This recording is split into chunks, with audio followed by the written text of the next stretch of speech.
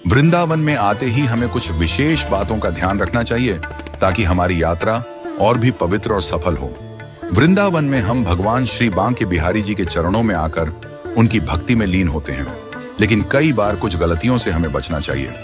इस वीडियो में 5 महत्वपूर्ण बातें बताई गई हैं जिन्हें हमें वृंदावन में आते ही छोड़ देना चाहिए। पहला, वृंदावन में चप्पल न पहने। जब हम वृंदावन में आते हैं तो सबसे पहले यह ध्यान रखें कि हमें चप्पल पहनकर नहीं चलना चाहिए। वृंदावन में जितना हो सके हमें नंगे पांव ही रहना चाहिए। ये इसलिए क्योंकि स्वयं श्री बांके बिहारी जी ने कभी भी वृंदावन की गलियों में चलते समय पादुका चप्पल का उपयोग नहीं किया था।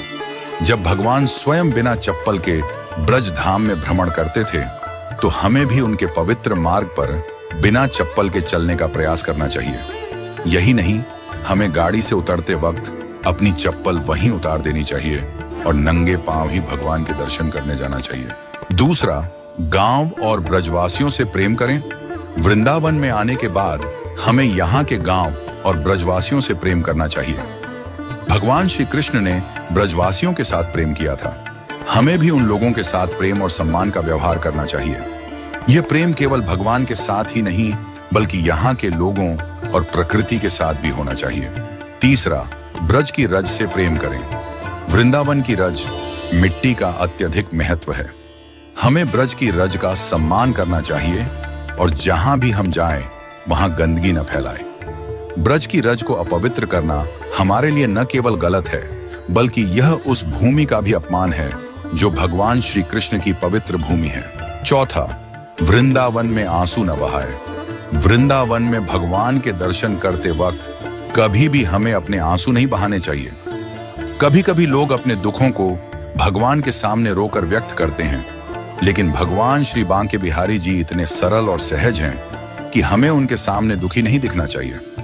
यदि हम भगवान के सामने रोते हैं तो यह भगवान की सहजता और सरलता को प्रभावित कर सकता है। जैसे घर का बच्चा अगर किसी को रोते हुए देखता है तो वह भी दुखी हो जाता है। भगवान सब कुछ जानते हैं, वे हमारे दुखों को समय पर दूर करेंगे, इसलिए हमें उनके सामने कभी भी रोने की आवश्यकता नहीं है।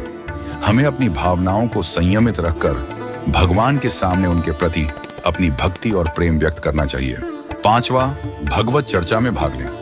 वृंदावन में यदि हमें किसी व्यक्ति से संतुष्टि नहीं मिलती है तो हमें उनके साथ समय नहीं बिताना चाहिए, लेकिन यदि हम ब्रज के वृक्षों के पास बैठते हैं तो वहां हम 10 से 20 मिनट तक कृष्ण का नाम लेकर ध्यान कर सकते हैं। चैतन्य महाप्रभु ने भी कहा था कि वृक्षों के पास बैठकर कृष्ण का नाम लेना बहुत शुभ होता है। वृक्षों से हम कृष्ण की कथा सुन सकते हैं और उनका